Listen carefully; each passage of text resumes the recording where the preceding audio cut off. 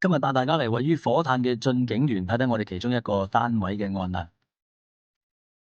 受業主委託進行全屋鋁窗配件更換同窗框防水工程。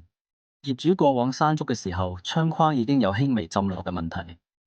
今年9月華家沙襲港後，全屋牆身唔同位置都出現唔同嘅浸漏，覺得係時間做一次全面性嘅窗框保養工程。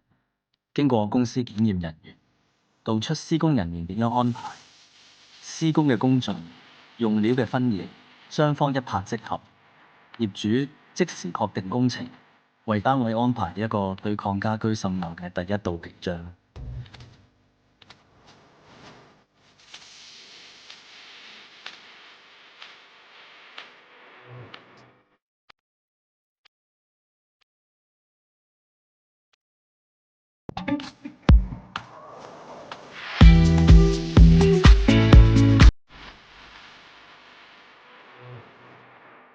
然後師傅會徹底清除老化龜裂嘅防水層。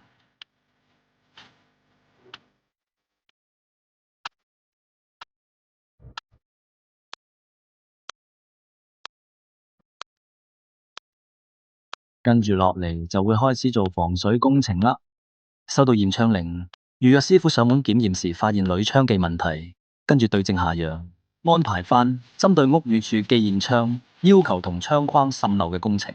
一個工程解決晒屋宇署強制驗窗命令同窗框滲漏嘅問題。全屋鋁窗配件更換、防水層更新都係1日內完成。工程完成後可享有3年保養。工程亦都已經購買咗第三者責任保險、勞工保險、棚保。如果你屋企有鋁窗滲漏嘅煩惱、強制驗窗嘅問題，隨時聯絡我哋順安鋁窗檢驗部，安排一個詳細免費嘅鋁窗檢驗。